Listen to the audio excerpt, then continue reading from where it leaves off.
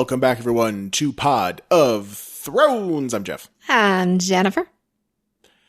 We missed a week. Sorry about that. We actually watched it, but... Oh, yeah. We were all ready to podcast, and then stuff happened. We got a visitor from out of town, somewhat last-minute notice, and then it was going to be our recording time, and then we were just... Like, honestly, that guy, a friend of ours, he probably wouldn't have cared, like, if we just went off and recorded a podcast for an hour. Well, I wanted to include him, but he hasn't watched the show. He wasn't current on Lovecraft Country. He's only a few episodes in. Because that would have also been an option. We love having guests. Mm-hmm. But, yeah. So we wound up and then it was a kid-full weekend. Your daughter's 17th birthday. Yeah. Yeah. It just makes me feel so old.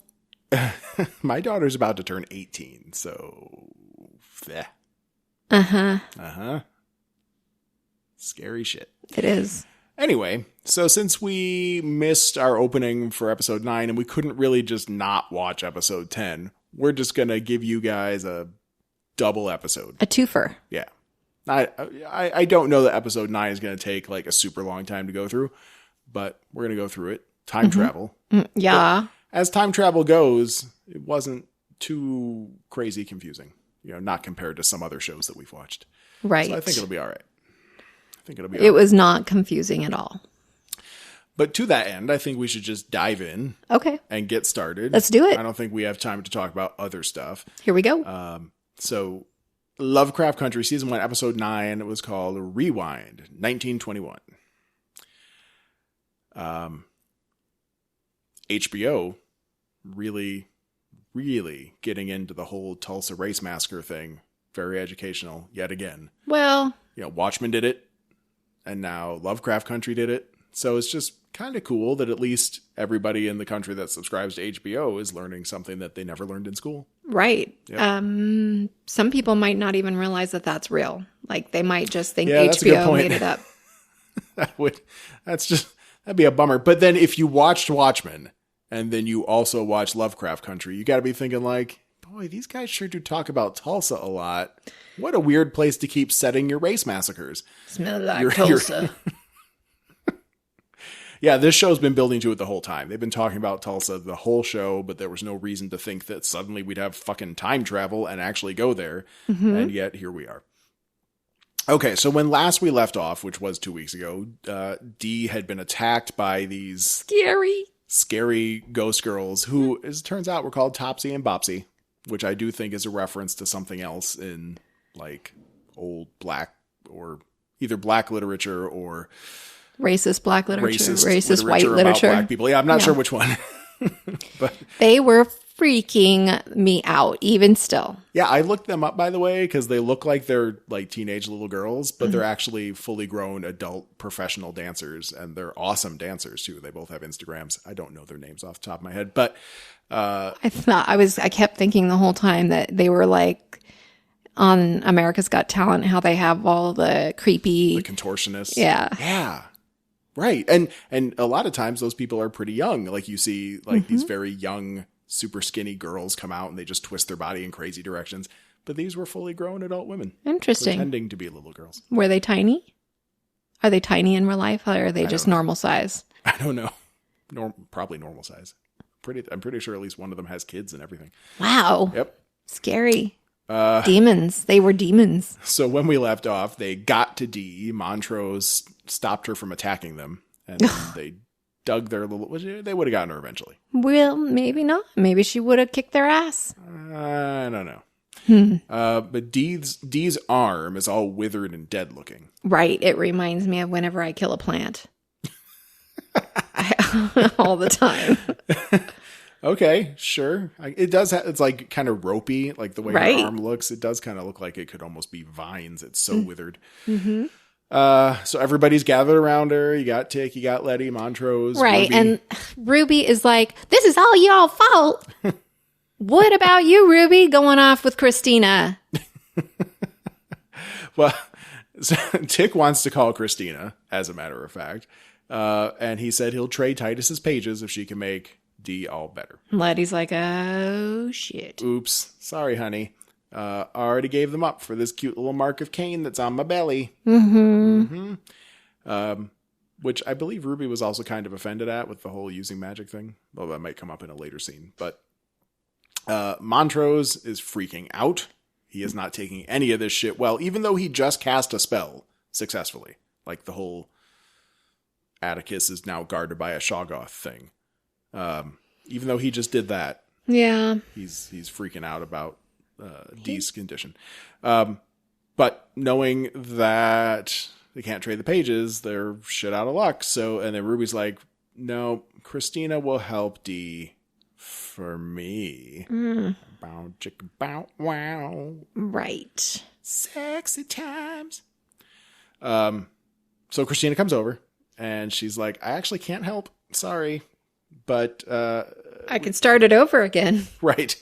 Well, she said only Captain Lancaster could actually take this curse off because he sealed the curse with his own body. And they're like, well, with his spit. Is that what he sealed it with? Yeah, she should have made him spit in a spittoon. That was nasty fucking spit. I would never want that on me. Ugh. It reminded me of the spit that Montrose used with Frank or whatever that guy's name is. Sammy. Oh, God. Ugh.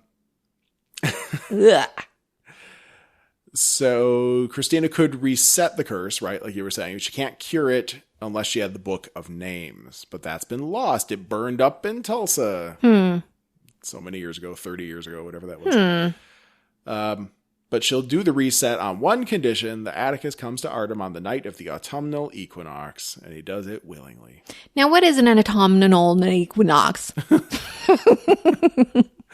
The equinox is when the day and night are of equal lengths. Oh, so in autumn. Right. So it's at the autumnal equinox, then it would be the next day. The nights will start getting longer than the days. Okay. It's almost like here. Here what? Autumnal equinox in real life. Well, no, that's a real life thing. Right, I know. Well, Okay. That's what I'm saying. It feels like it's almost here. Like our it's equals. almost here. Oh, okay, sorry. Yeah, we're not quite equal day and night yet, but it feels like we're almost there. As we're on our way to winter, yeah. I mean, it is autumn now. You can barely Maybe I tell. can read up in the Book of Names and cast some spells real quick. Please. I will. I would love to be immortal. We've talked about that. An eternity of firsts. Yes. How cool would that shit be? I think it would be pretty boring, actually. No.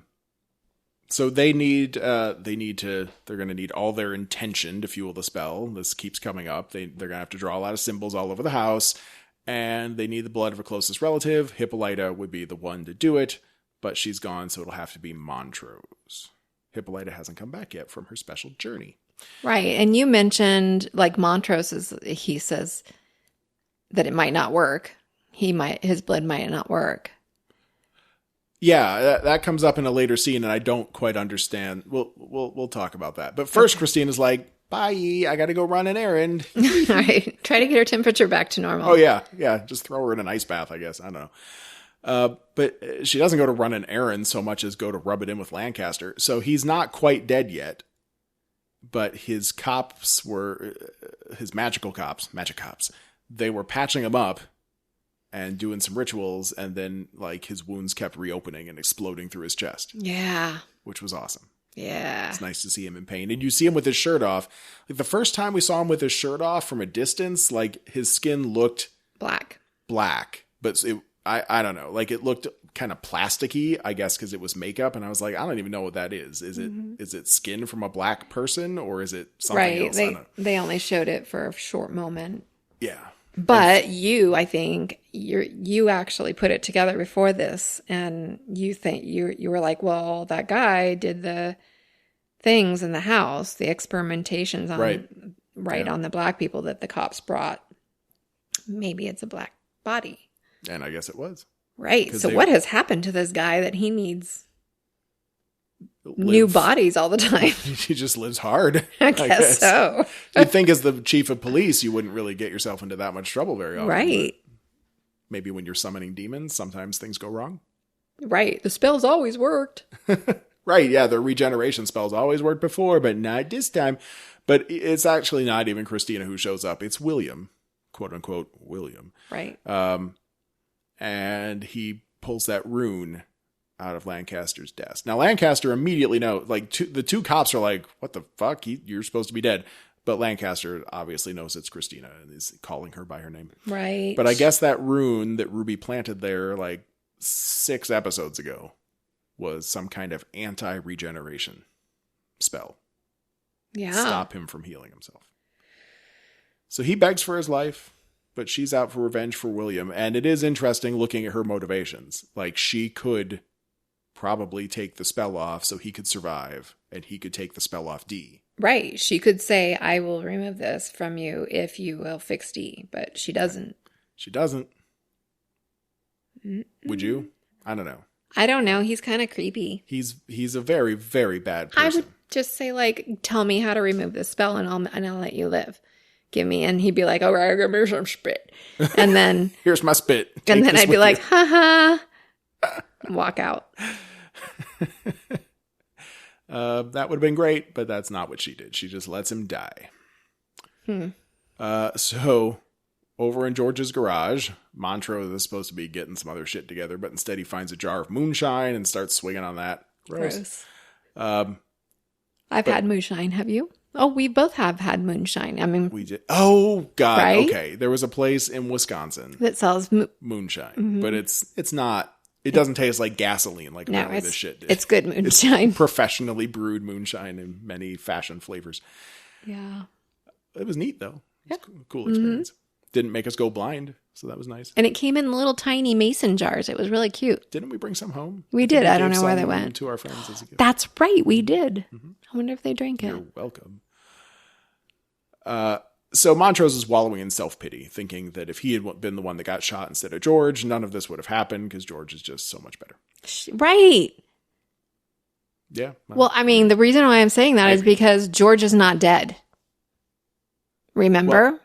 Well, no, he's dead in this universe, in this Earth. Okay. And I would like to think that I was hoping that Hippolyta would bring a different George back here with her, but she didn't. But in the multiverse, he is not dead everywhere. Okay, I guess. I don't know about this.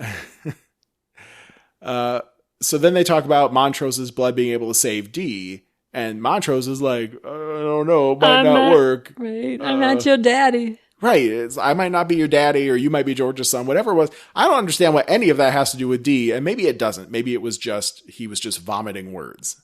Yeah, it's a long secret to keep. Like, he's George's brother, so he is a blood relative with D. Like, there's no disconnection in the line there. It's only Montrose with Tick, and even then, they're still blood relatives. Just not, whatever. That was just a weird moment. It seems like Tick's blood could even saved her. You would think so. They are well, but the closer, the better, I guess. Yeah, I guess so. Maybe that's why. We'll talk about what happens later. So they talk about Dora sleeping with George, but it was all kind of okay. They all loved each other, and it was they all 11 knew about it. Yep, they had 11. Well, Dora knew he was gay too. I guess he didn't hold it against her, which is nice. They had a very complicated relationship. Tick's going. He's being just an angry dick again. He's, talking about how he used to wish that George was his dad. But then as all this is happening and they're hitting a low moment, Hippolyta walks in. And she's just like, what? Dee's sick. Is Dee sick? So when we get back up to Dee's bedroom, we can see it's not just a withering hand. She is now turning into one of the Topsy Bopsy girls. Right. Pretty it's a very, like, Joker-like effect, the way her mouth is curving upwards. And no, I think it was downwards. Too bad she didn't get the long nails. She probably would eventually. Maybe but not. They didn't have withered arms and stuff. Well, she had the one withered hand. The other one would have gotten long nails. No, I see. Okay. Yeah. So they do the ritual. Hippolyta cuts her hand to give the ritual some blood. All these maggots and flies come out of Dee's arm. But then she's better. I swear even her arm was better. It was. Which is kind of weird given what happens later. But all right. But she's better for now. Not for long. Like, I don't I feel 24 hours, I think, is what Hippolyta said. We have 24 hours. Yeah, which is not a great gain if Atticus is literally going to voluntarily give up his life. But I guess it's what they needed, I suppose. Okay, so Christina and Ruby are leaving. Letty tries to warn her, Christina can't be trusted, but Ruby's like, well, I don't trust, She helps me all the time. We're good. It's okay. She's not her dad. She made me white. She made me white. That makes her a good person. Okay. So Ruby goes, and they put Dee into Woody. Everybody else, everybody else. They get in. They're going to the time machine because Hippolyta's like, I can fix this. No part's weird. problem. What? This part is weird. And also it's not a time machine. It's a multiverse machine. So that's cool too. And they're going back to Tulsa. We learned a little bit about Hippolyta having been on what she calls Earth 504, one of the multiverses, for 200 years. Mm-hmm. Which she didn't age. So that's cool. Yay, time travel. And she learned just a ton of shit. And now she gets to use it to save her daughter.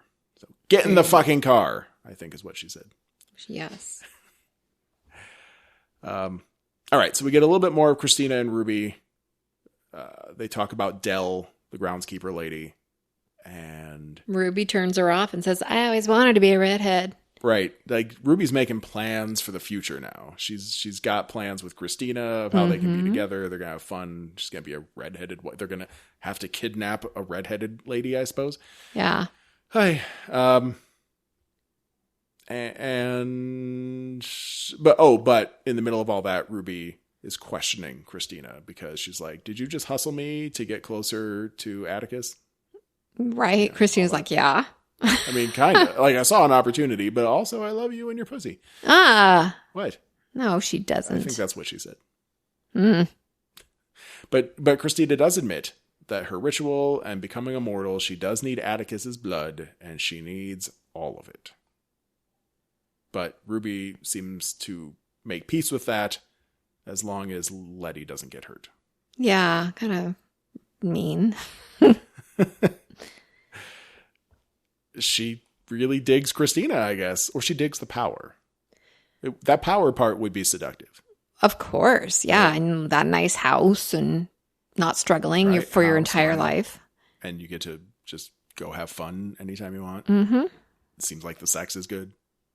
Seems so, I guess. Mm-hmm.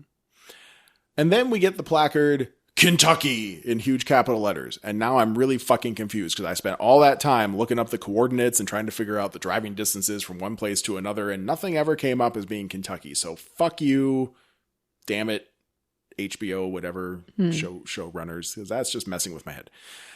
Anyway. I'm sure it's something we're missing. I don't want to look it up anymore. I guess they're in Kentucky. Montrose is drinking heavily, feeling like shit about generally his life.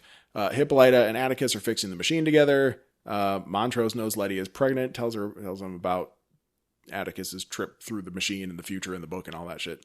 But he dies. But it's parallel worlds, so maybe it's not going to be true. Maybe he doesn't die in this earth. Yep. Right. Yep. But what if he does? So the machine comes to life. Ruby is the motherboard for the machine. Not that anyone knows what a motherboard is back then. But, right. but she still has those purple glass glowing implant things in her forearms. Right. And I guess those are...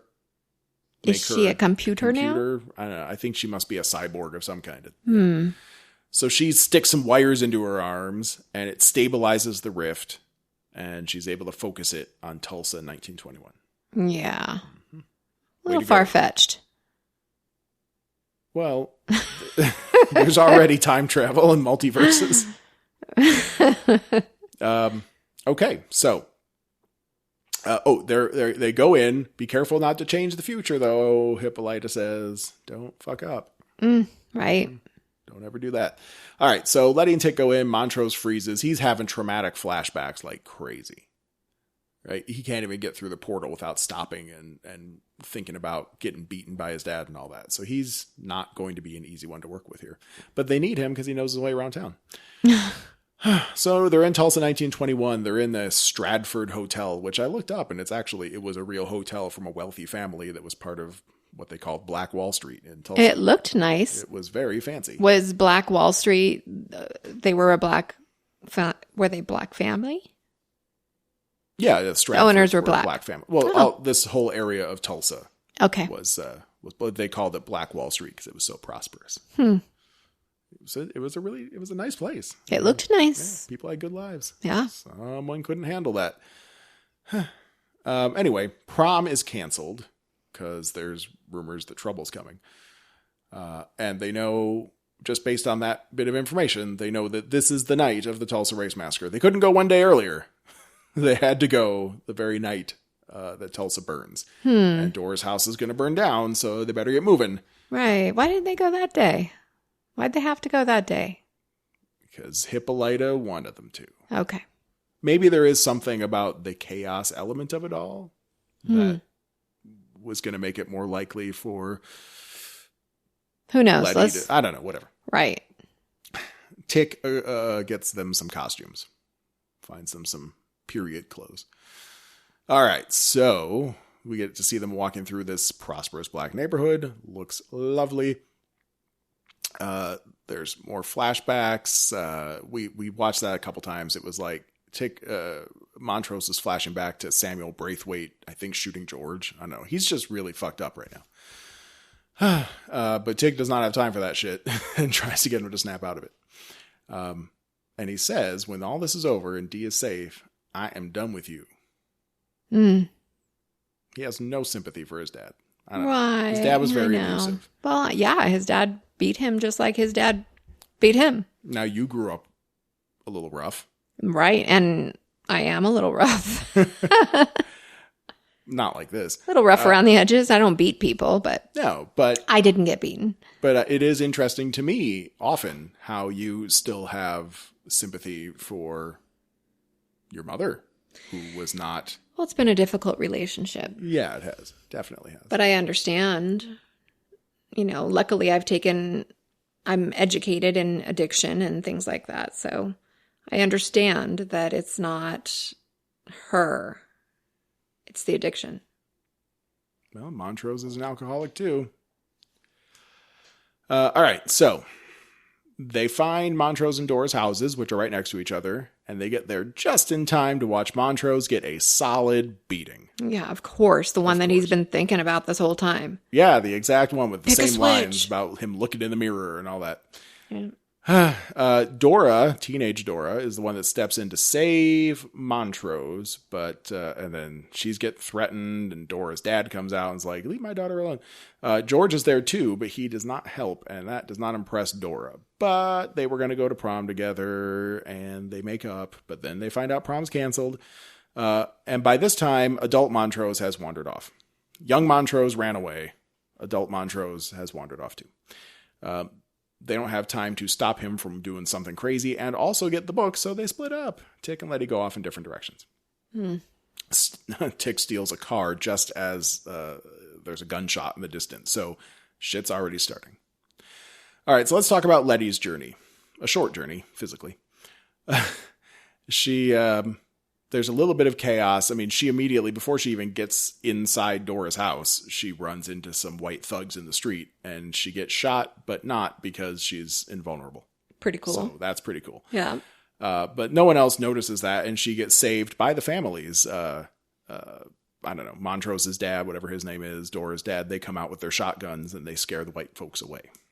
So, yeah. Now, does she go into George's house? She's only in Dora's house. But they beckon her in there and say, get inside, get inside. So the men wind up going out to look for the kids because they know that Montrose and George and Dora are all missing. But they arm the ladies with some pistols that they had around the house. They have a lot of guns. They had a lot of guns. Well, I guess it was a good thing. Yeah. Yeah. So there's gunshots, and Letty sneaks off and in the midst of all the chaos happening in the streets and starts looking through the house. I wouldn't say ransacking it, but she's turning over anything she can find. And she gets caught by, I don't know what her name is, let's just call her Grandmama. So Grandmama's got a gun pointed at Letty now. And right. and she's like, I know you bad. I think it was something like her Those shoes gave her away. Right. She's wearing Converse or something. Right. But amazingly, and this never happens in these kind of shows, Letty is actually honest. Right. She actually explains what's going on. Isn't that amazing? Like, you never see that, and it drives me crazy. Like, just tell the fucking truth. It'll go over so much better. Right. So Letty is honest. She talks about time traveling. She's from the future. She needs the book of names. And she can prove what she knows because she knows about Grandmama's birthmark. And that actually works. And Grandmama's like, but we're going to die here, aren't we? And Letty winds up being honest about that too. Dora's house is now on fire. And Letty has a breakdown. It's like, you can't change the future. You can't leave. You have to die here today. Right. Or else Tick might not exist. And I love him. And da, da, da. So Grandmama takes this surprisingly calmly and pulls open this secret painting. And there's the book of names. And the fire's getting worse, and they're stuck in this room now. But Letty has the book. She has, and I think Grandmama gives her some instructions on what to do with the book. And Grandmama's ready to die, and she says, "Pray with me." And Letty holds her hand. And then, I mean, it's kind of cool. There's another one of these background music pieces. I looked it up. It's called, there's a poem that they set music to just for this show. And the poem's called "Catch the Fire" by Sonia Sanchez. Oh, yeah, I like that one. So look that one up. Pretty cool. Is it about Tulsa? I don't think so. I think it's the opposite. It's like the fire of revolution, or the fire of revolution. Power, just making your being powerful. Yeah. And in all of this, we watch Grandmama burn to death. Nice. Letty's okay, and the book is okay. Poor Letty had to watch her. Yeah. But the fact that the book was okay does make me wonder if the book was fireproof all along, that it never actually ceased to exist in the future. You guys just had to look harder, don't you think? Yeah. Yeah. It was in the rubble of the burned house. I guess so. I'm sure it's been built over by now, but someone had to find that book. It's still out there somewhere. All right, so that's Letty's story. Montrose and Atticus. So we see Montrose, he's drinking more. He smashes open a car window, takes a bottle of booze out of there, finds a baseball bat. And Tick catches up to him and tells him he cannot warn George or young Montrose or anyone about what's going on. And where Montrose winds up leading him is to the park in the center of town. And we see young Montrose and Thomas. I think we've heard of Thomas before, in some of the Here's What Happened in Tulsa stuff, but we didn't really know all the details, right? Right. It appears that Thomas and Montrose were into each other. And we know that Thomas is about to get shot in the head. And Montrose just wants to save Thomas. He feels like, well, I know I'm going to be okay, but I want to save Thomas. Of course. And Tick says, You can't. If anything changes, they might all cease to exist. But Thomas is just the first in a long list of sacrifices that Montrose made to be Tick's father. And Montrose goes off on this thing. If I could save Thomas, and it's not going to change anything, because all I ever wanted to be was your father. Yeah, right. Why did you beat me then? Because he's fucked up. And as they're talking, it's too late. Thomas is down. Right. The white guys get up there.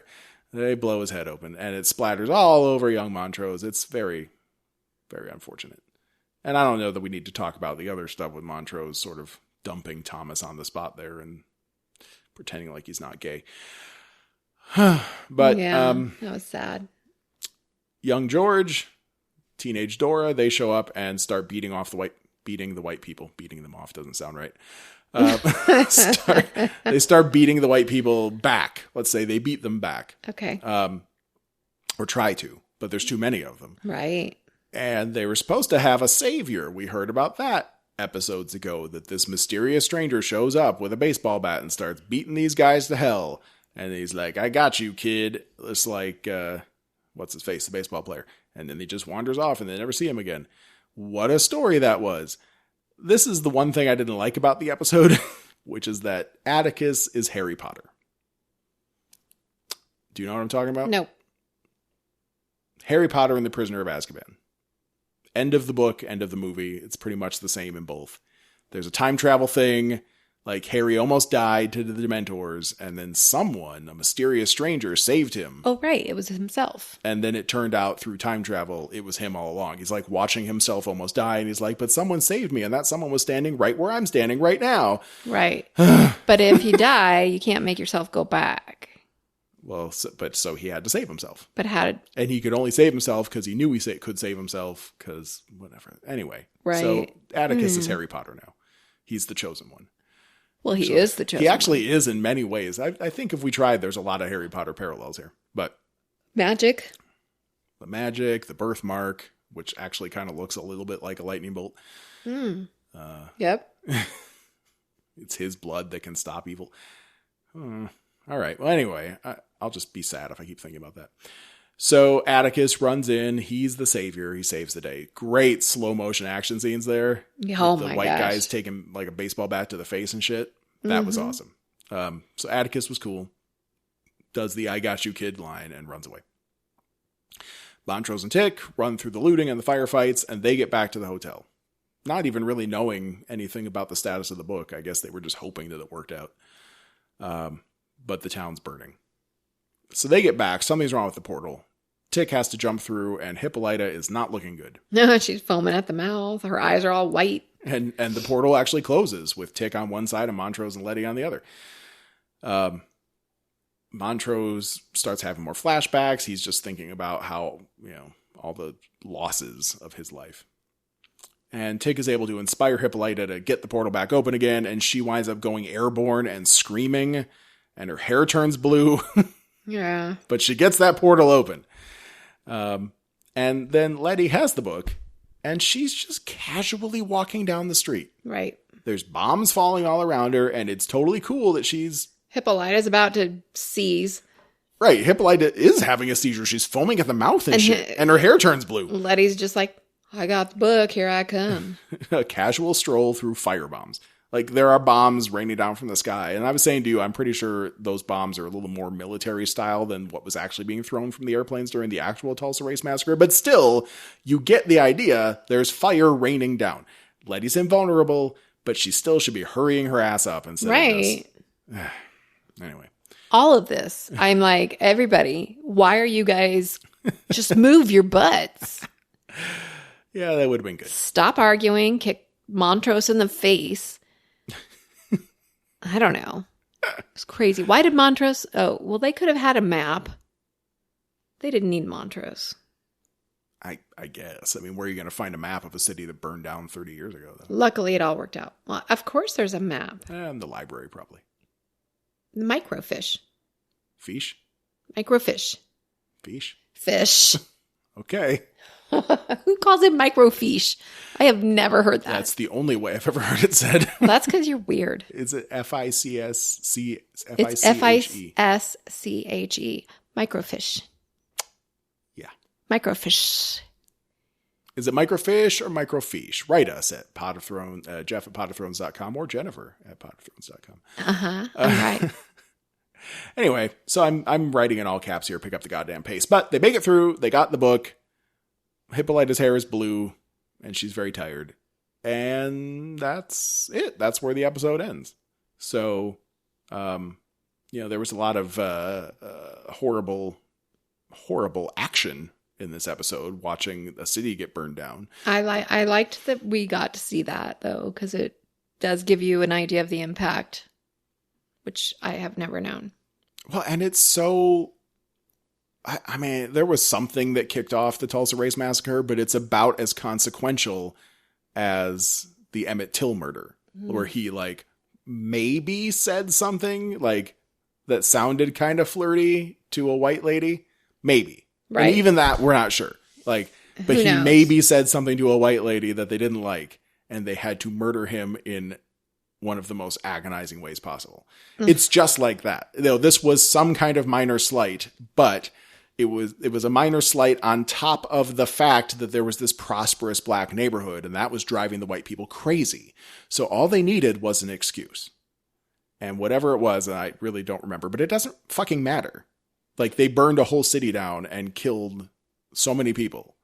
just because they didn't want there to be a prosperous black neighborhood. Craziness. Yeah, it's really fucked up. Like, the reason, and we know there's plenty of white poverty in this country, but the reason that white people on the whole, the sort of the root of white privilege from an economic side, a lot of it is based in generational wealth. Whether it's property or actual money gets passed down from generation to generation. And that can't happen in these black communities when every time they get a leg up, someone takes it away. Well, let me tell you. The massacre began during the Memorial Day weekend after 19-year-old Dick Rolland, a black shoe shiner, was accused of assaulting Sarah Page, the 17-year-old white elevator operator. Yes, in an elevator, right. Of the nearby Drexel building. He was taken into custody. Yep. That's the short version. She says that he groped her in the elevator. Something. Like, he might have flirted with her. Might have touched her. And if he did, obviously that's not okay. Wow. But so right after that, 75 black men, some of them were armed, arrived at the jail with the intention of helping to ensure that he was not lynched. Which, after Emmett Till, actually Emmett Till was chronologically way after this, but that's because this shit would happen all the time. As the group of black men were leaving they were complying with the sheriff request. A member of the mob of white men allegedly attempted to disarm one of the black men. Shot was fired. And then, according to the reports, all hell broke loose. After the end, 12 people were killed, 10 white and 2 black. Well, there we go. Yep. And then from there, that turned into the white people invading the black town. So much hatred. Yep. People. Destroyed a whole town. Who cares about the town? The people. Well, right. But, like I was saying, though, like, the loss of life is obviously horrible, but the intention was less about the loss of life and more about the destruction. And we see the ramifications of stuff like that to this day. I mean, it's why there's, that's why there's riots now. Right. And it was some video, I think it was on Last Week Tonight with John Oliver, another HBO show.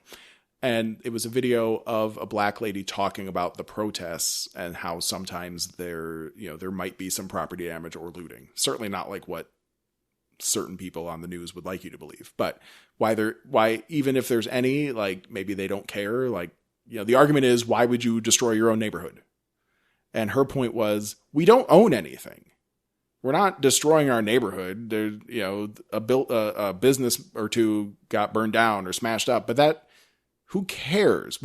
It's not ours. None of it belongs to the people of this town. We don't own anything. So why should we give a shit? All we're doing is trying to protest about the fact that we don't own anything. It was basically that effect. I could never do it justice, but that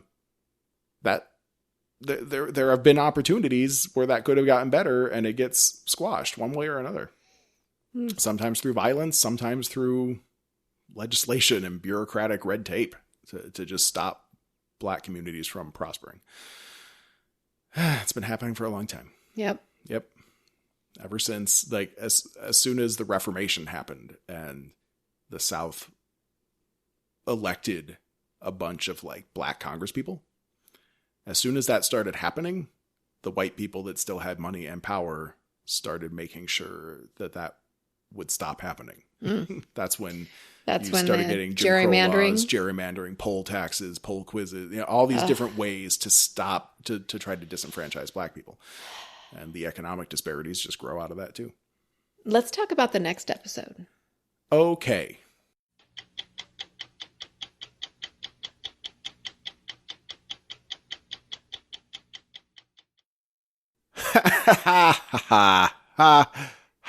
So, we were going to take a quick break in between episodes since we were doing this one mega episode.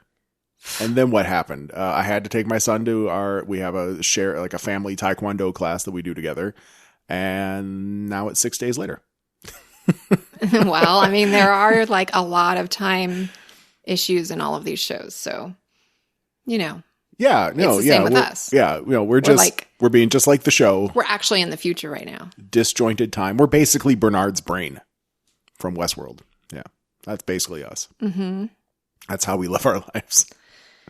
That's what it feels like. I bet that's what it feels like to everybody. So in that time, we've been preparing for Halloween. You're making homemade crafty things, which is pretty cool. And we have boba tea now. Boba that's tea. Good news. Yep. We'll try to drink that off microphone, but it does certainly makes the day just better. Makes everything. Yeah. Yeah.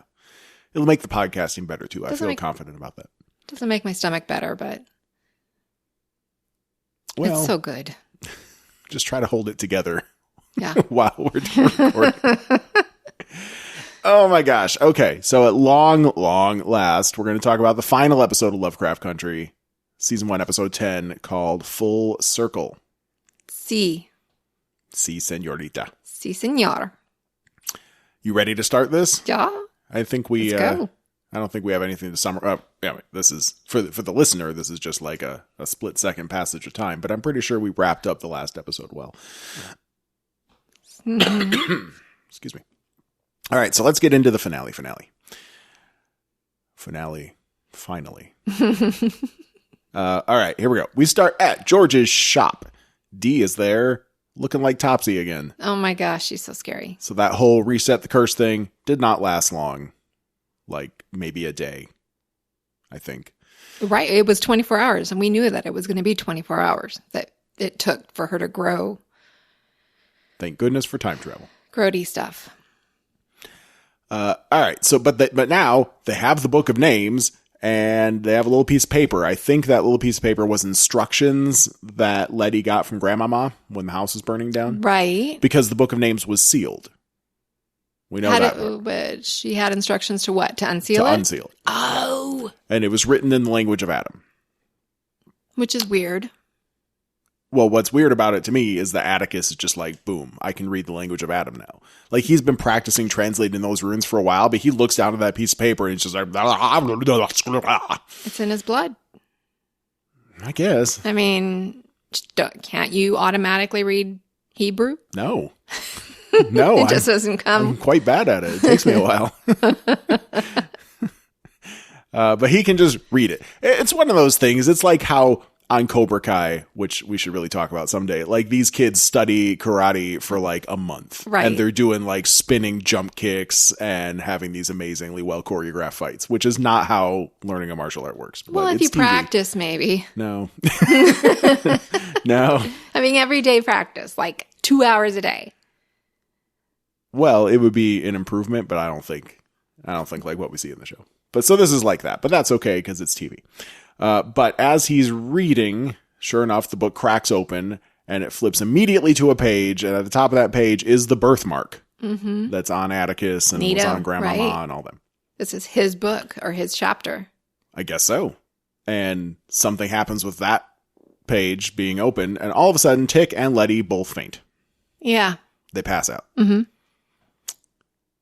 Not great, probably, when you're hoping that you'll save Dee's life. Yeah, and Dee's like, she's become the exorcist lady. Linda Blair, right? Is that her name? Yeah. So Linda. now we get this whole other scene that's not in the real world. It's actually a very long stretch here. And you can tell because the coloring's a little bit off. Reagan. Everything looks a little bit different.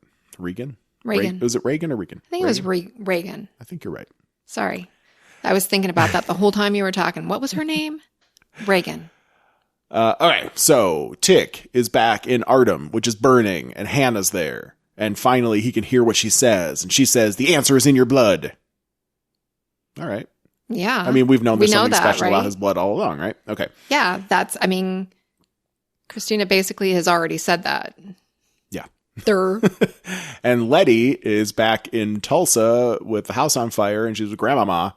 And she learns that the reason she's unconscious and in this dream world is because of the fetus inside her. Ew, it's got his blood. It's a smart fetus. It knows how to speak the language. I guess. And it's definitely magical. And it brought her into the dream world.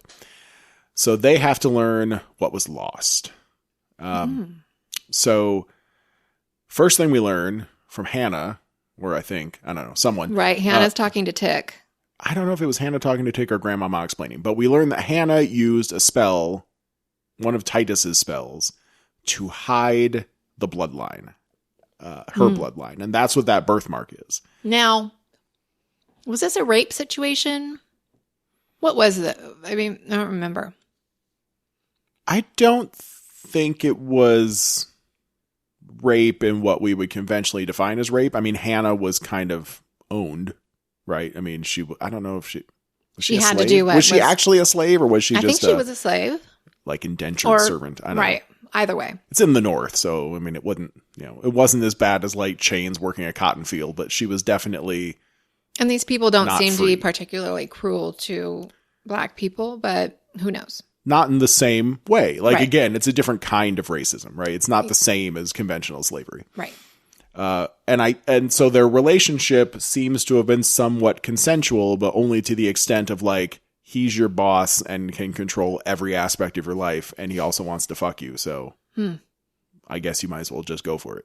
Okay. Probably. That's the impression I've got. I don't think she was in love with him, and I don't think he was in love with her, as we find out from him later. Like, he wasn't that good of a guy. But they made a baby. Okay. So she was... Oh, okay. So this was her talking. So she was forever plagued by the nightmares of Ardham burning. But she studied, and she found a spell to bind the book shut forever so that none of this stuff could happen again. Right? Mm-hmm. And she says the magic is not to be feared, she has since discovered, but it's a gift to be passed on. All right, cool. Letty is to be the keeper of the book now because Atticus has his own shit going on. They must know something. I guess. And Tick says, well, I just wanted to open up the book to save Dee. And Hannah says, you gonna save them all. Which probably just means the whole family, right? No. Wink, wink, nudge, nudge. It meant like their whole... It means their whole race. Yes. You thought that from the beginning? That's what I thought when she meant that. When she said that, yeah. It's going to save them all. It's going to change the world. Well, I mean, it turns out. Yeah, I just figured she probably just meant the family. Oh, that was what I got at first, but you're smarter than me, so it's okay. I have a bigger brain, even though my head is smaller, much smaller. It's like no, my giant melon head is mostly empty space. Oh, it's just air, like helium in there. It does protect me from traumatic brain injuries, but that's about it.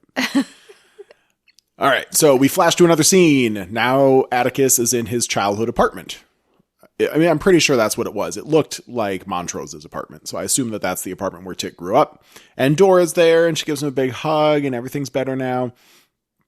Well, I mean, he's like, oh my God, this is my... It's not... What? What? Dora's there, and everything's okay. This was like such an emotional moment. It was so... Like... He gets a hug from his mom. I don't mean like everything's okay. I just mean like... Well, you were just going to gloss over the emotion part of it. This is like one of the best moments in the entire series because you can feel, he's been missing his mother his entire life. And he had a shitty life. And he puts his head in her lap. Yeah. As if he's a child and he just wants that comfort. I'm going to cry. This is why we need you. Not only are you smarter, but you have emotions and I don't. You're tearing up right now. I am. I'm really. I'm all verklempt, but just because I ate Taco Bell for lunch, not because I'm emotional. It's just so touching. Aw. Well, and he does break down. I did take a note on that. He says, Dora said she doesn't know what Hannah asked him to do exactly, but he says he just doesn't want to die. Mm-hmm. But I know, baby. She says, I know, but you got to stop Christina, and this is the way. So it's like, I guess you're gonna die. That seemed to be what she was saying. But it's okay because it seems like they might get to talk in the afterlife. Yes, and when he goes out, he'll be a hero, just like in the stories he loved when he was growing up. Mm-hmm. He's gonna go out a hero. But how sad! He knows he has a baby coming. He could have a whole life. He could. And the other comment was Hand Spell is going to change everything, which I think you already said. It's a beginning, not an end. I think that speaks to the full circle part of this episode title. Mm-hmm. All right, so Letty is learning the language of Adam from Grandmama, and then Tick and Dora walk in. So now they're all in the same place in this dreamland, and they make a circle around the bed. There's an empty bed there, but it's not the same bed Dia's in the real world, but it's like Tick's childhood bed probably. But they make a circle around this empty bed, and they all concentrate on Diana. And as they're chanting, flies appear in the dream world, and Dee is going through some stuff, but she's getting healed, and everything's okay. Dee screams really bad, really loud, as Tick and Letty are waking up, but her arm is still withered. Right. Her arm did not come back to life. Right. It was too late. I thought it did when the curse got reset. But it did, but it's been too long, I think. Yep. You know, your tissue can only take so much dying. She can like wiggle her fingers, but clearly it's not normal. Right. that arm's not going to be okay. It just looks like maybe if you spritz some water on it, maybe it would rehydrate. But no one thought of that. It would probably just turn to like goo and melt away. Gross. So get some nasty hot water. Ah. Okay, so it's exposition time. They know what to do. They learned a lot while they were unconscious. Hannah has this spell that they gave to him, and it's going to stop Christina. We don't know all the details, but they're going to need a physical connection between Atticus, Titus, for some reason, and Christina. Oh, this is weird. Things are going to get gross.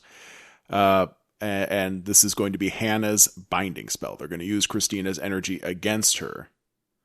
And now there's a discussion about paradox. Like, this is going to be their plan to stop Christina, but it's pointed out, I can't remember who points it out, but in the book, Lovecraft Country, written by their son, Atticus dies. Right. But maybe not. That's just one potential future. We're in a multiverse situation, people. Sure. They could just hop on over to the other world. Or in another world, Atticus did die, but in this world, maybe he'll be okay. They're trying to give us some hope here. Right. So, okay. So they go to Letty's house. So now it's preparation time. We get, I think there was like some rock music playing. Everyone's in action now. Letty and Atticus are running into Letty's house. They go into they go through the basement. The Shoggoth is in there, like bashing against the trap door or whatever. But they get into the elevator. They go down into the water because it's still flooded. Isn't it cold? That doesn't matter now. They have purpose. Oof. Brr. They have purpose. And they go back. I don't know. I'd love to know how they got there with the secret traps and all that shit, but whatever. They get back to the center of all those corridors underneath the museum in, I think it was Boston, right? Sure. So they're back in Boston. They have their supplies. This part again feels very Lovecraftian to me. The part where the heroes have figured out enough magic to stop the bad guy and they're going to do a ritual. They'll probably be clumsy at it, but they did their research. They get all these things, salt and knives and whatever else it was, candles. And they're going to cast a magic spell. So they pour a circle of salt. They start drawing symbols on the ground in blood and a couple little symbols in the salt, and they start casting a spell. They're chanting together. There's lots of swirling mist, and Titus Braithwaite appears. Right. Cool. And they start chanting at him, and then Hannah shows up, and she starts talking to Titus, and he's not very nice to her. Right. That's where he pulls out the, like, even though you were a servant, I still treated you well, even though you were black, and you're an ungrateful bitch. Like, he's not a nice guy, as it turns out. Go figure. So they try to attack, Atticus tries to attack Titus kind of from behind. Like, he has a knife. He tries to run up and stab Titus, which I thought was weird because he's like a ghost. Can't stab a ghost, but I was wrong. But when Titus fends him off on that first attack, it makes a little mark in the salt circle with Atticus's foot. He breaks the seal. Breaks the seal. And now Titus is free, and he knows he's free, and he gets the fuck out of there, and they're all like, fuck, he disappeared. Right. Very frustrating. And Titus reappears, I guess, in Chicago, right in front of a driving Christina and Ruby. Okay. He knew where to go. Like, he was just like, take me to my descendant, and magic took him right there. Mm-hmm. Okay. Christina crashes the silver car real bad. I'm going to miss that car. And gets ejected, but she's fine. Well, this is the second time that car's crashed, isn't it? I don't remember it crashing before. Okay, maybe I'm thinking of a... I think you're thinking Woody crashed in the first episode, and then they fixed it, mostly. Ruby seems like she's okay, a little shaken up. But Titus is trying to warn Christina and says, they have the book of, and then he vanishes again. Right. Uh-huh. What did they have the book of? Oh my, what could he be talking about? What I found remarkable was that Christina's just like, Titus, and not just like, what the fuck? Like, I guess maybe in her world it's normal that just an ancient ancestral ghost just appears out of nowhere. Yeah. It's an everyday happening for her. I guess. But he vanishes, and we don't know if Christina got the hint from that or not, but she did. But they summoned him back to the circle, and now Dora is there, and Grandmama's there, and they're all surrounding Titus, and Tick manages to get a stab in. And turns out you can stab a ghost. You sure can, right. And then the weirdest shit happens. Yeah. Do you remember what happens? Yeah. What happens, Dave? Tell us. Well, I mean, he eats his meat. Not yet. No? He takes his meat. Well, yeah, he takes the meat, and then he ate it. He eats it later. But he slices off Titus's nipple. Oh, I don't remember that. He stabs Titus in the gut. It was his nipple? And then... I mean, I thought it was just a piece of... opens up his shirt and then cuts off from his pectoral muscle. I'm pretty sure it was his nipple. Well, maybe that's maybe that's like a good... You could get a good hold. Yeah. Use it like a handle and then just pull while slicing. Yeah, I mean, can't do that as easy on the tight muscle in the stomach, I guess. I don't know. It's just a big old hunk of skin and subcutaneous tissue. Yeah, from a ghost. He puts it in a bag. Ectoplasm all over it. Ziploc bag. Oh, just nasty. And then they chant him back into nothingness. Thank goodness. And also everybody else. Hannah has to go. Dora has to go. Right. I think Dora sticks around the longest. This Atticus doesn't want to unsummon her, but he knows he has to. Sadness. But they'll be together soon. All right. So cut over to Dee resting in bed with her withered arm. Hippolyta tries to console her, but Dee's not having it. She's just mad that Hippolyta left her. I'd be mad too. I assume that someday, if Dee stayed angry this whole time, she would eventually come to accept the fact that it was this ghost curse thing, and even if Hippolyta was there, she wouldn't have been able to do anything about it, right? No, none of this would have happened if her mother was there, because Dee would have gone home with her mother and been consoled by her mother instead of getting spat on in the alley. Oh, you're right. None of this would have happened. Dee wouldn't have gotten cornered by the cops. None of this would have happened, but it had to happen because now, things will be all right. After all of this sacrifice. Right. Well, Hippolyta's like, well, look, I had to leave you so I could become Orithia Blue. Yeah. The superhero, space mom. astronaut lady. But that didn't make Dee feel any better. For She's some like, reason. fuck you. For some reason. Right.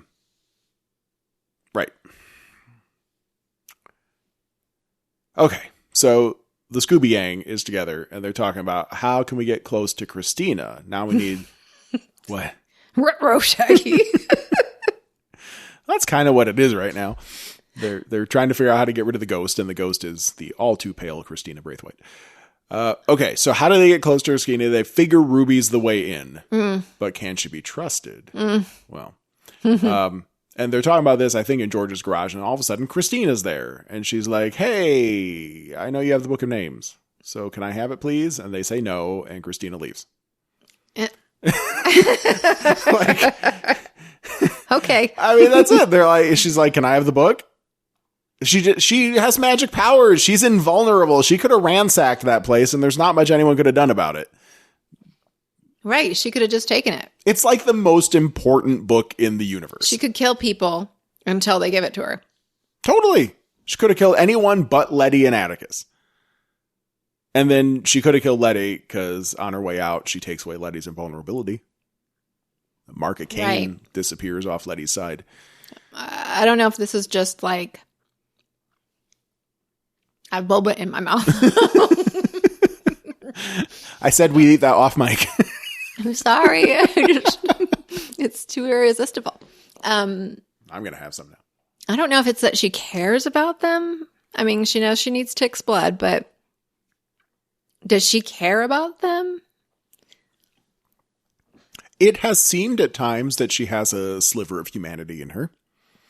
Okay, well, let's just call it that, because otherwise I can't explain why she is so stupid not to kill them all and just take the book. Or, I mean, does she even really need the book? She has her plan for immortality. Well, she needs something from it for the spell. The lost pages. Well, but because that's why her dad died, because he was missing something from the lost pages. But she figured out a better way. She must have at least thought she figured out a better way, because she was making Atticus come to the ritual before she knew that the Book of Names had been recovered. So she had a plan, but maybe she could make the plan better if she had. This was foolproof. Probably. Yeah, maybe that's it. Maybe that's all it is. Yeah, I guess. In any case, Letty's no longer invulnerable. Or maybe she knew that if they had the Book of Names and could learn from it, they could stop her. Oh, well, yeah, there's that. And they are. That's... So, yeah. She should have just killed them all. Probably should have. Yeah. Okay, so everyone convenes back to Letty's house. In the neighborhood, we see that a black family is moving in across the street. So white flight has already begun. The people that can't handle having a bunch of black people living across the street from them are starting to sell their houses. We do see, and it winds up not being important, but the blood mark on Letty's door frame is starting to like fade away. It's probably not fully magical anymore, but it turns out that doesn't matter. And Atticus makes a call to the Drake Hotel. So we get to flash over to the Drake Hotel, where we see Gia with some creepo hitting on her. Yeah, she... Remember what she says? Yes. What? Something like, well, she says it in Korean, and then he's like, what'd you say? Are you willing to sleep with a woman? Are you willing to die to fuck me? Yeah. Basically. That's exactly what she says. Would you be willing to die to fuck me? And he leaves. So that's cool. It worked. Yeah. I'm surprised he wasn't like, yeah. And then because he didn't think the little girl could do anything to him. But who knows? Or maybe she has a disease. Would have left quite a mess in that hotel room. Can you even imagine being the maid in the Drake Hotel? Oh, gosh. There's no more mom. Right, there's no more mom. So Tick arrives. He apologizes for the way he acted. He said, what we had was real, and I'm sorry I was such a dick. Now I need your help. And she says that Uma, her mom, died, and now she has no feelings anymore. She had started to feel human, but now all her feelings are gone. And Tick tries to explain to her the concept of grieving, which is a very human thing to do. I think that makes her feel a little bit better. Mm-hmm. And maybe she feels. She's get the feels. She got the feels from that, so she knows she can feel again. So she's going to make this work, being a human fox. We do finally find out what the Mudang, the shaman lady, told her, which was that Tick's going to die, and Gia is destined to enter the darkness. But Tick says, I think we can choose. I don't have to die, and you don't have to enter the darkness. We're going to be okay. Mm-hmm. Yay! Everything's going to be okay. Okay. Letty, meanwhile, meets up with Ruby. So I guess she made a call too. Ruby shows up. They're at their mom's grave. They talked. Letty finally fesses up. She missed the funeral because she was in jail at the time. So, and they're bonding. Everything, they're getting along. Letty shows her the Book of Names and says, "We can stop all this from happening, but we need a part of Christina's body." And Ruby gets offended, thinking that Letty was finally understanding what family's about, but nope. Turns out she just needs something. Kind of like Tick going to Gia, I think, but whatever. They made this plan before together. They're like, now you go to your ex. I'll go to my sister and we'll try to get them to do stuff for us. And then they cut as we, like, Ruby's about to leave and Letty's like, but there's more you need to know, ... And we don't know what that is. I don't know if it has something to do with the book, the Lovecraft Country book, or what happened to Dee, or maybe Christina came and asked for the Book of Names the other night. I don't know. Took the mark away. Well, I don't know what it is.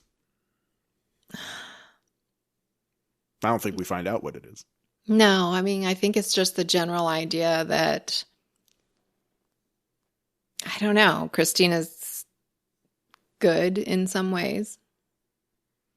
Well, Letty wouldn't tell Ruby that Christina's okay. Oh, she was trying to say something. You were saying Ruby said that to Letty. No. Letty stopped her from walking away and was like, there's more you need to know, but we don't know what that was because it cuts. And then meanwhile, during all these meetings, Dee and Hippolyta are still trying to make nice. And Hippolyta gives Dee a fancy published version of an Orithria Blue comic. Right. Because Hippolyta, in one of her many things around the multiverse, learned how to draw and publish comic books. Right.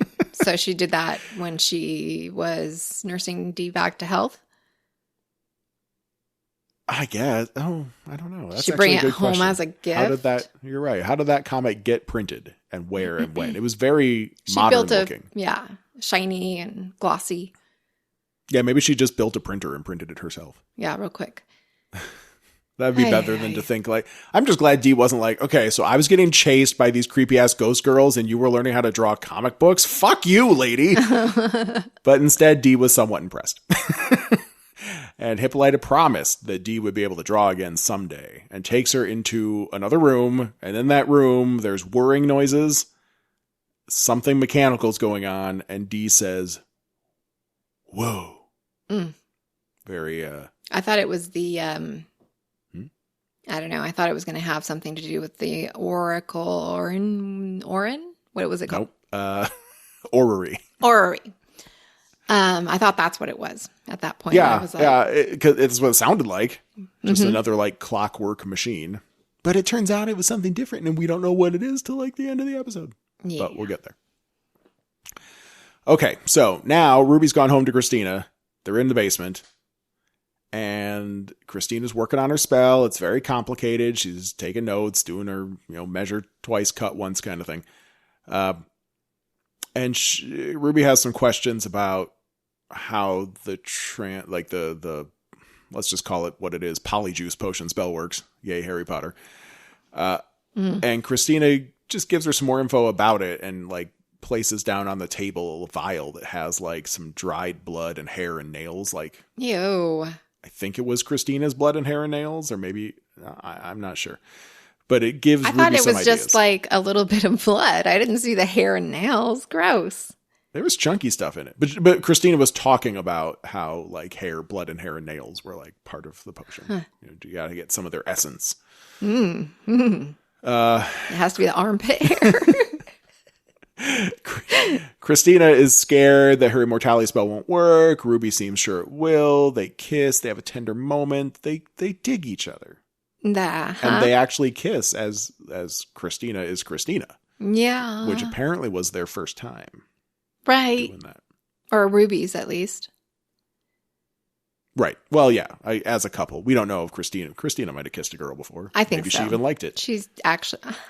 Yeah. She actually has kissed girls as William, but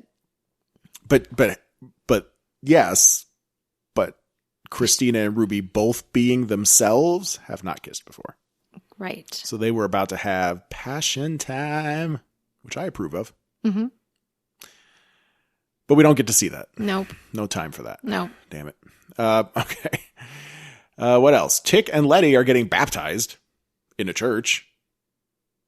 We saw that before. We saw it was like one of Gia's flash forwards when she eye poked Atticus, a few years ago. Letty says she's found her faith. God's been inside of them all along. Aw. But then they have sinful unmarried church kisses. So they're going to hell. Mm-hmm. Yep. All the baptisms in the world can't save you from that. No kissing in church. When you're not married. I'm pretty sure that's sinful. Okay. Well, their lips are touching, so there's no room in between for the Holy Ghost. Okay, I didn't know that was a thing. I'm pretty sure that's a thing. All right, and final scene in Chicago. They're back at George's shop. Everyone seems pretty much okay. Even D. We don't see what's going on with D. And Gia is there as well. So they finally assembled the entire gang. Right. And now it's time to go. So Awkward, you would think. Everyone crams into Woody. Everyone, including Ruby, who shows up at the last second, and she's got a big vial of blood that must be Christina essence. Uh-huh. Armpit hair and all. Mm-hmm. Delicious. And then they're driving, and they have a happy sing-along to Life Could Be a Dream. Shoot-em. Right, which can only make me think of Cars. Yeah. Because that's cruising that whole, down, and when the cruising, road gets fixed. Disney's Cars, that is. But they have a wonderful sing-along. Everybody's in a great mood. Yeah. Everything's going to be okay. That's what we learn here. Mm-hmm. Cut to big placard. Artem. Bum, bum, bum. All right, so we're nearing the climax here. The first thing we see is the worst part of anything. In the woods, Tick and Montrose have salt, a nipple, and a vial of blood. That's... Uh-huh. So Montrose does a little ritual thing while Tick starts chowing down on a nipple. A dried... I don't know that it was a nipple. A dried man nipple. Yeah. Now, okay. It was more than just the nipple. Like, there was definitely, a little skin around that. And nipple. that is supposed to do what now? Well, now he has... So he washes down the nipple with a vial of blood, because that's what you do. But now inside Atticus is a piece of Titus and a piece of Christina, so they've all been brought together. Now you can do your binding ritual. You had to have 3. He had to have all 3 of them touching. Okay. And they are touching inside his stomach. Okay. When They're they holding belong. hands in there. It just brought me back to when Christina's dad, what was his name? Samuel cut his liver out and all of those guys ate it. Yeah, that was... I still don't know... Was he giving them magic? Of any of that was. I don't know. I wish I knew. Yeah. He thought he was going to become immortal that night. Mm-hmm. Or within a couple days. You would think you would give him that immortal meat. Well, they don't all get to be immortal. What good is that? Samuel needs to be okay, I don't know what that... I just... I don't know. Well, also because he was previously invulnerable. Like, that was his thing. But he let a doctor cut into him, so he would have had to take his invulnerability off. No, can't you just have him cut into you while your own invulnerability is on?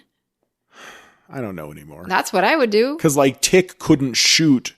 Actually, yeah, it's all fucked. I don't know. There's some consistency problems, because Tick could not fire a gun at Christina because she was invulnerable.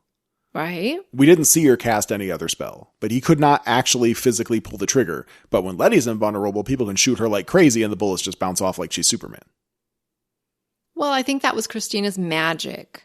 It was different magic that... She was just, she was magicking him. I guess. I don't know. I don't know how the rules work. And then Christina was able to get herself beaten to death and thrown off a pier, but then she immediately climbed up and she was okay. But she did say magic words, so I thought that meant she took her invulnerability off so she could feel pain. Well, but maybe she knows how to just take the pain part. I don't know. I don't know either. We could do some clarifications, creators. Maybe we'll get more in season 2, if there's a season 2, and I think there will be, but we'll talk about it at the end. Okay. So Tick has now had a lovely snack. He continues on to the ruins, and there is quite an altar that's been built there in the middle of what used to be Artem. And Tick gets surrounded by a bunch of very quaint townsfolk. Right. Isn't that nice? Yeah. They all came to cheer him on. Mm-hmm. And maybe tie him down. Or both. This is the second time. This time they didn't even bother like washing him and stuff. Remember that whole thing? That was just Samuel's ceremonial jibber jabber. Yeah. Yeah. He didn't know anything. So then the B team, we have Ruby and Letty and Gia and Dora. They're drawing symbols all over the place, all over the Artem grounds. Mm-hmm. And they know that they have time because Christina isn't going to start this spell till the witching hour, which I believe is high midnight. Correct. And then Ruby did something. That's what I wrote down. Ruby reacted badly to something that Letty said. And we quickly find out that Ruby is really Christina and real Ruby's dead. Which sucks because she died off camera. That's not fair. Yeah, you're right. I was hoping that we would get to see her. No, I don't think so. I mean, best case scenario, she's not really dead. She's like in a coma, maybe. Yeah, like those other people. Like maybe Christina was trying to save her because she actually loves her or something. But she says that Ruby's dead. So now we know she doesn't have any feelings. Well, I don't know. I mean, Christina felt betrayed by Ruby. And if you feel betrayed by someone and you're also generally okay with murder, then I guess you just go ahead and murder that person. Doesn't mean you never loved him. Some people would just break up with you. But when you're cool with murder, just murder them. Yeah, it makes everything go away. Yeah. Totally don't have to see them in the grocery store. Right. No more of those awkward moments. Right. You don't have to, you could just burn their stuff without worrying about them ever coming back and asking for it. And you could keep like a gallon of their blood in the freezer in case you ever want to just take a little bit and become them for a while and, sure, touch yourself or something. Great idea. Dance in front of a mirror. So that's happening in the tower. And then meanwhile, Montrose and Dora and Gia, they're on, I think, that like covered bridge. And they get attacked by the townsfolk. So there's a big fight now, flashing back and forth between the two. Letty and Ruby are fighting. Mm-hmm. Letty gets some good hits in too, given that she doesn't necessarily, well, I don't know. She's from the streets. I was gonna say she doesn't know anything about fighting, but then she's been in prison a bunch of times, and then Dora's kicking ass, so that's nice. Montrose can handle himself. I'm not sure if Gia did anything useful. Not Dora. Sorry, Hippolyta. Hippolyta. Yeah, she's kicking ass. Oh yeah, I wrote that down here. Montrose and Dora and Gia. Oops, Hippolyta or Hip. But eventually everybody gets mobbed. There's just too many townsfolk. And Letty gets thrown out of the tower and appears to be dead. She's totally dead, you guys. Totally dead. Totally dead. And Dee is the only one that's been left behind. She was not helping out with this plan. She's just sitting in a car alone with a flashlight reading, I think, the Lovecraft Country book. What? I mean, again. They're leaving her again. Right. Yeah. Nothing bad ever happens when we leave you alone, Dee. So sit here alone in a car in a forest where monsters live. Mm-hmm. And sure enough, she starts hearing noises. A tree gets uprooted. Shoggoth. Dee's starting to freak out. And it's definitely a Shoggoth who isn't nice. Starts to bust up the car, but then gets attacked by a second Shoggoth. No, I mean, it's their furry friend Shoggoth, but he's not furry at all. It's their mini-eyed. That's not cute. It's a muscular ball of eyeballs. He's a cute Shoggoth. He's the nice one, and he drives off the first Shoggoth, and I think he may be a little bit bigger, and he's black. Is he? Take that for what you will. Interesting. Yeah. It's how you can tell them apart. The other Shoggoths are kind of palely pink. Oh. But the good Shoggoth, they were all gray. I thought they were kind of a pinkish color, like a fleshy color. I could be wrong about that because it's usually dark when we see them, but this one was definitely darker colored. Mm-hmm. Mm-hmm. Yeah, so maybe that's why they were okay with leaving her. Yeah, you're right. You're right. I guess that must have been part of the plan. Little Shoggy, you stay here, guard the car. We do see in a later flashback, and there's no reason, like that flashback was too much to talk about, but we do see one very brief moment where Atticus introduced Diana, D, to the Shoggoth and like touched his face, like did that little bonding thing. Mm-hmm. Like you do with let's say a hippogriff in Harry Potter land. Did they strap him on the top or something? I think he can just follow it. He can like burrow under the ground. He can take care of himself. Remember he busted out from the street? Yeah, that's true. Yep. Seems like that would do some kind of damage, like cause some sinkholes and stuff. Now, if we go back to the original, like, episode 1 research I did into Shoggoths, they were amorphous in the Lovecraftian lore. Like, they weren't big, muscular, strong things. They could change their shape. They were kind of blobby. So maybe they did fit inside Woody, too. That's also an option. He was in the back in a dog cage. He was just sitting in the back, right? He was while they're driving. But then they had to let him out of the car right away because he had to poop. Of course. Once they got there. Yeah. It's a long drive. Okay. We get back to the altar, and I had to make a note. A very clean Christina arrives at the altar. Even though she was just Ruby a minute ago. She is spotless. Very white. More inconsistency with our magic. Come on, guys. You can do better. She is magic. She can say, makeup on my face. I wish it's been so long since I read Harry Potter to the kids, but damn it. Like, there's a spell that does that. Like, you just point your wand at something and it sucks all the dirt off of it. There you go. Damn it. This is all stolen from Harry Potter. Okay, so Christina now gets to use some exposition of her own. Hey, Atticus, hijacking my spell was a good plan, and it would have worked if you had left Ruby out of it. Except maybe not, because how would they have gotten a piece of Christina's body? Yeah. But they didn't leave Ruby out of it, and that fucked everything up.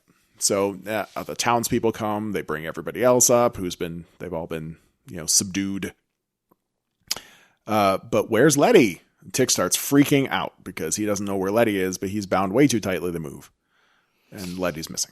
Yeah. And Christina won't say exactly where Letty is. And so he just freaks out. So the ritual starts. They get Tick up in the air, very Christ-like with his positioning. His arms are outstretched. And she takes her very cool-looking sword and slashes his arms open real bad. Yeah. And I'm sorry to keep doing this, but the end of fucking Harry Potter and the Goblet of Fire. I'm just saying these rituals. Anyway. So Tick's bleeding real bad. Worse than Harry Potter did, admittedly. And Christina's just bathing herself in it. It's very, God. It's like the end of Carrie with the pig's blood bucket, right? She's just drenched in tick blood. Yeah. Seems to feel good though. And I just gotta pat myself on the back here for a second. So a song starts playing called Just Keep a Your Lamp. Or, oh God, is that even what the song's called? That's the lyric I wrote down. Fuck. But you heard me. I was like, that sounds just like, remember that? Yeah, I don't even know what you are talking about. I've never heard that song before. The song is called Keep Your Lamp Trimmed and Burning. I've never heard it before either. But the opening guitar lick of it, I was like, and then it wasn't even the voice because I think it was a remake, but just something about the musical styling. I went, that really sounds like Blind Willie Johnson. And you're like, what the fuck are you talking about? But thank you for gaming, I guess, because there's a song on the Fallout 76 soundtrack when you turn on the radio that you can listen to. And it's a song by Blind Willie Johnson. And it's a song about how you should read the Bible and it'll keep you safe. And it'll help you get everything you need. Because Blind Willie Johnson was a preacher and blind and a musician. But the recording quality, it's so old. Like, the recording quality is not that good. So I'm pretty sure this was a remake for the show. Okay. But just the styling of the music immediately reminded me of that. So I Googled it and I was right. It was a Blind Willie Johnson song. So I'm proud of myself. Congratulations. But he was a really religious dude. But I really like that song. The one that's on the Fallout 76 soundtrack. What's it called? I think it's called like Nobody Knows or something like that. Nobody's fault. Nobody's fault but mine. That's the refrain. Mm-hmm. What? You're a nerd. I'm a nerd? Is that what you just called me? You just went like 5 minutes on about Blind Willie Johnson. Because it was so cool. Well, look, what the fuck? No, this show is all about learning about different aspects of Black history. I didn't know Blind Willie Johnson was a big figure, but it was big enough to make this show. So fuck, I think it's worth mentioning. Okay. Everyone should look up Blind Willie Johnson. Okay. Yep. Now trending. Well, only because we talk about it on this podcast. Right. That's why it's trending. We started it. Yep. Always do. So anyway, that song's playing. And Letty wakes up while Christina's doing her ritual. Letty wakes up and she's like, what the fuck? And the mark is back on her side. Yay! She's invulnerable again. How'd she get it? back. No one really talks about this, but the general speculation, I did look this up online too, just to make sure I wasn't crazy that we missed something, but I don't think we missed anything. I think it was just at some point, Christina said the words to put that back without anyone noticing.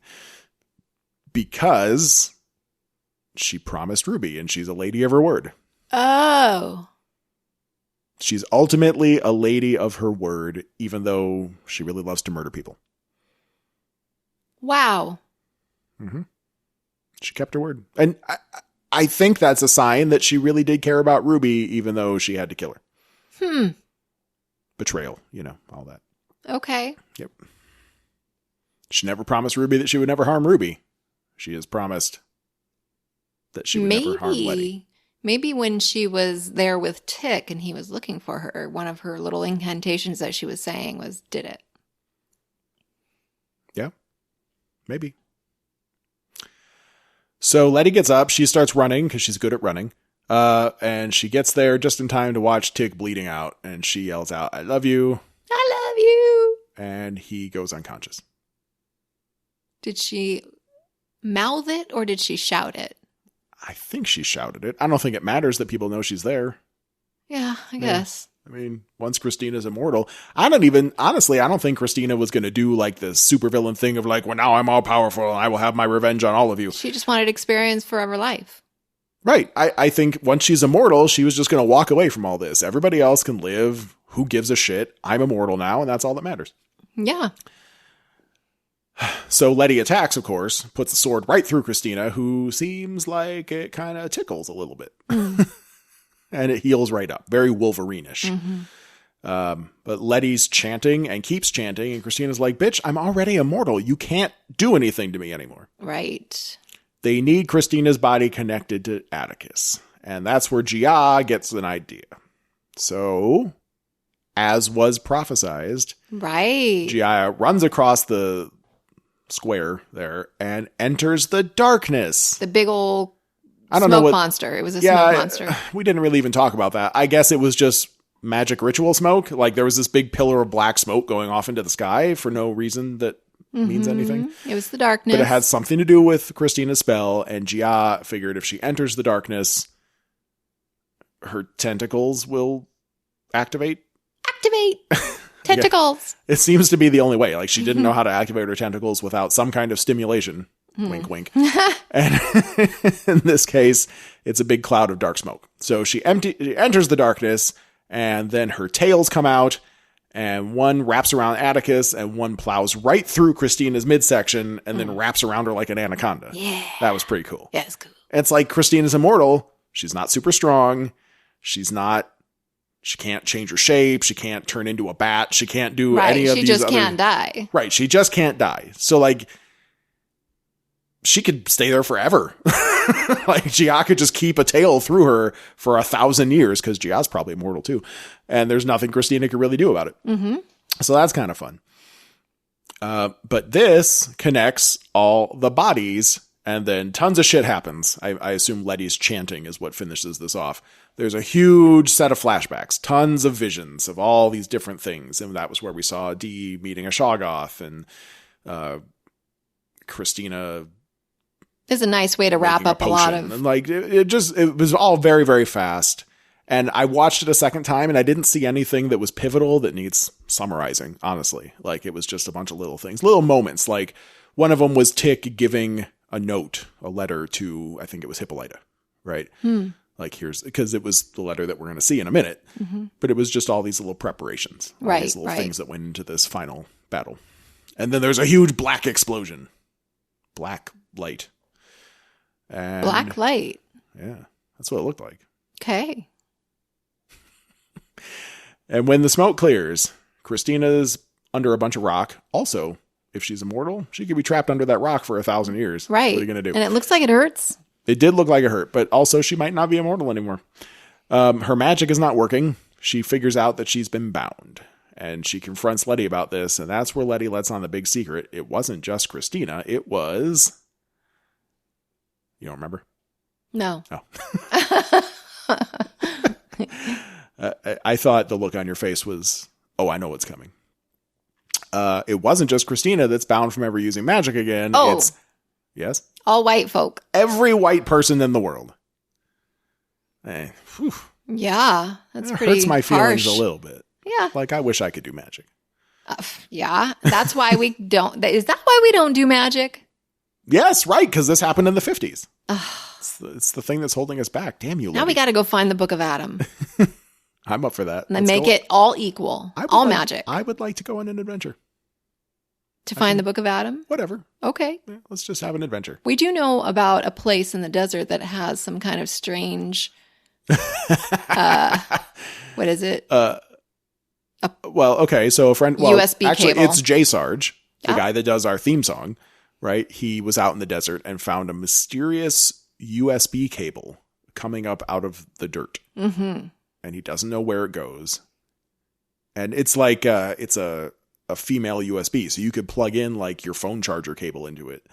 And who knows? Maybe it'll give you power, or maybe you plug something else into it and it'll connect you to a data source or a satellite or... Another universe. I don't know. Another universe, maybe. We don't know. We've been encouraging him to go back there and try it out. But maybe we should go. Mm-hmm. Maybe he can drop us a pin on Google Maps. Yes. And we were never heard from again. Uh-oh. Well, sorry, everybody. But this is how it has to be. Just like Atticus's fate. So white people can't do magic anymore. Period. Done and done. Meanwhile, Atticus... I wrote down not quite dead, ? But then maybe dead. Mm-hmm. He's dead. He appears to be dead. Maybe he gave his last breath while they were checking him out. But yeah, he's definitely dead. So Hippolyta comes and gives Montrose a letter that Atticus wrote. We find out Atticus knew that he would have to die to protect them all. And there's a quote at the end of it. He who has felt the deepest grief is best able to experience true happiness.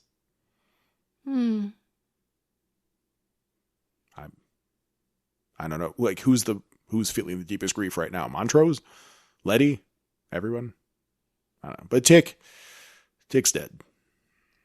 Yeah, everybody for losing him is feeling grief. But now they can experience true happiness.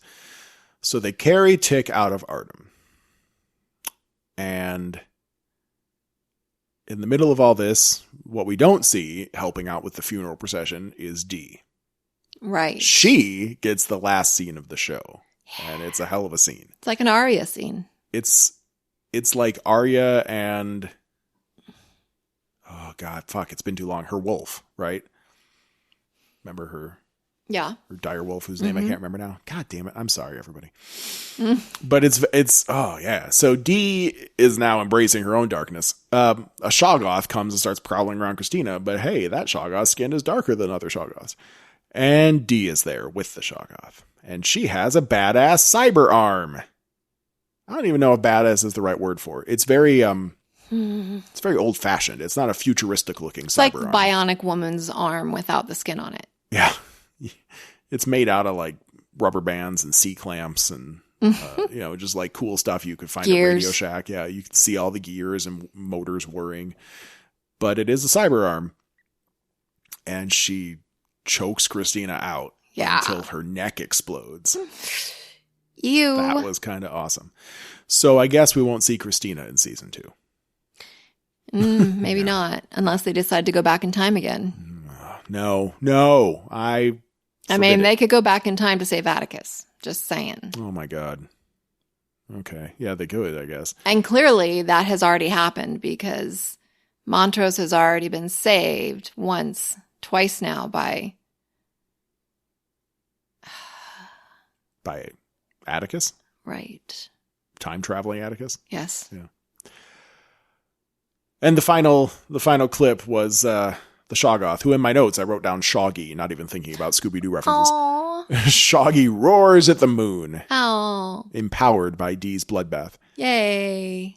And that's the end. So now what? Fuck. Wow. We didn't get a whole lot, besides Blind Willie Johnson, we didn't get a whole lot of black history in this one, but we did get now black people can do magic. Well, people of color can do magic. Mm-hmm. Whitey can't. Is it all people of color? Only white people have been banned from magic. So anybody but Caucasian. Right. Anybody that's not Caucasian can do magic. I wonder how that applies to Jews like me. I mean, we are technically of Middle Eastern descent, but I am very white. I don't understand. Right. Because I've got like Serbian in my blood history.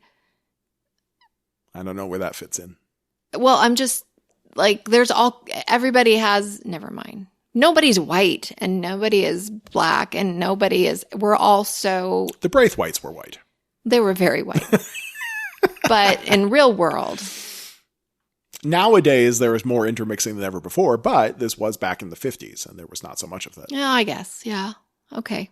And it would make you think, too, like, Atticus is obviously not 100% black, because Titus Braithwaite was a few generations back in his ancestry, and he can still do magic. Well, he's dead now.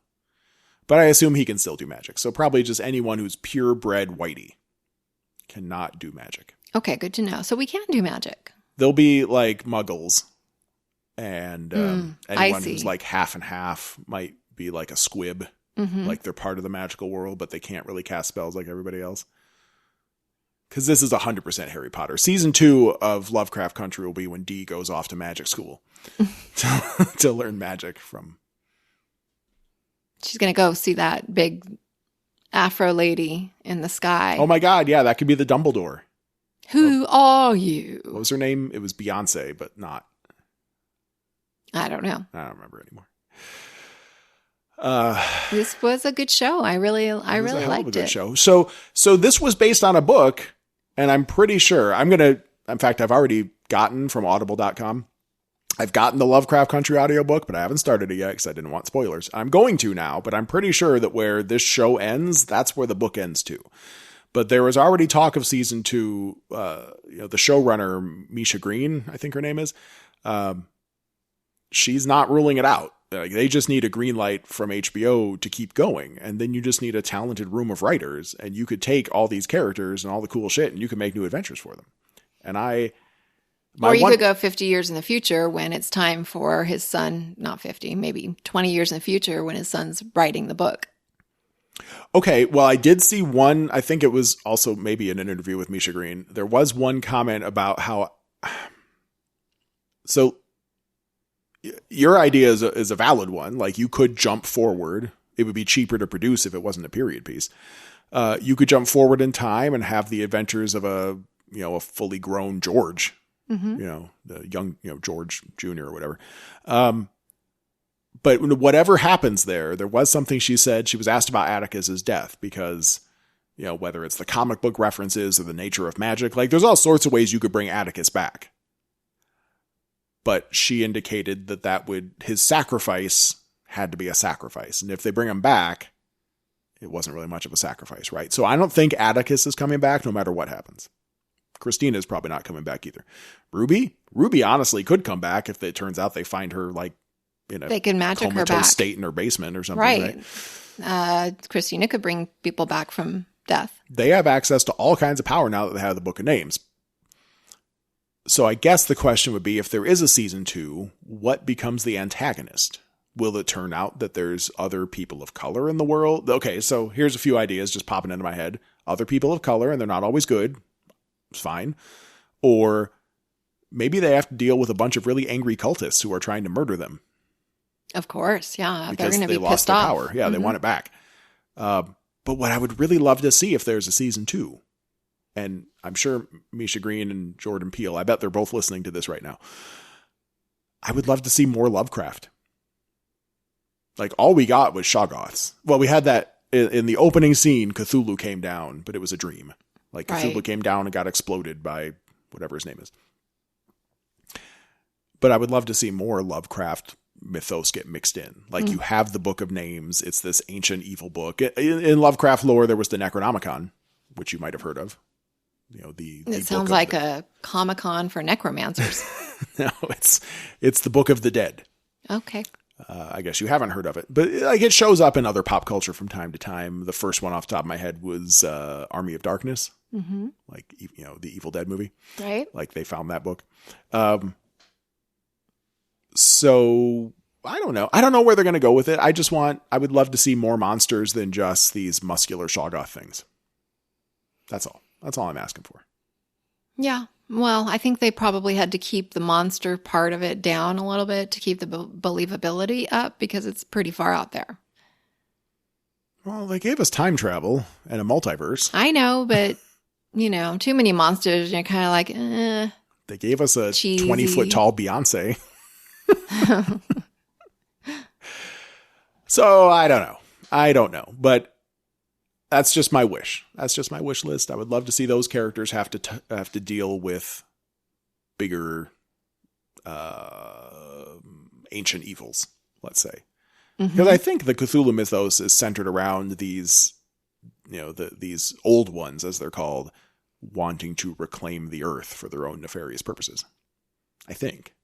That sounds right. Yeah. Humanity's just cattle to them at best. So it would be pretty cool if they had to stop some great evil from claiming the earth. That'd be pretty fun. Like Trump. Cthulhu with like a matted yellow wig on. Now I kind of want to make that happen. Yeah. So speaking of which, as of this recording, it is now 9 days till the election. So if you haven't voted yet, fucking vote, please. Please, please. Like, if I haven't made it clear enough yet that I'm not really happy about the Joe Biden thing, I'm not really that happy about the Joe Biden thing, but we have to do something because the alternative is very dark. Right. It's not good. Yeah. Like, Trump is very dangerous. His authoritarian dreams could easily become a reality if we're complacent. Mm-hmm. That would be his dream come true. Also, he doesn't want to leave the office because of his crimes. Because well, that's what happens to authoritarians, right? Right. They're they can never afraid leave. of consequences. Mm-hmm. Yep. And he definitely is. So. Please vote. Please vote. If we've missed anything, if you have better ideas for what Lovecraft Country Season 2 should be, if there's something you want us to talk about next, and we have some ideas, but if there's any show that we're missing out, that we haven't been talking about yet, that you want us to talk about, we could always use the extra input. So reach out to us. You can find me on Twitter at Pod of Thrones, or you can email me, jeff@podofthrones.com. I am at Jennifer at potofthrones.com. Oh, yes. Sorry. You said at first. No, you were right, though. My bad. I know I was right. Jennifer at Shut potofthrones.com. I'm sorry. God. Ugh. Or at Kid Free Weekend on Twitter. You can't even... Shush. You said at first, and then you said at Jennifer, and I was like, oh, God, here comes the Twitter, and it's not. Thanks.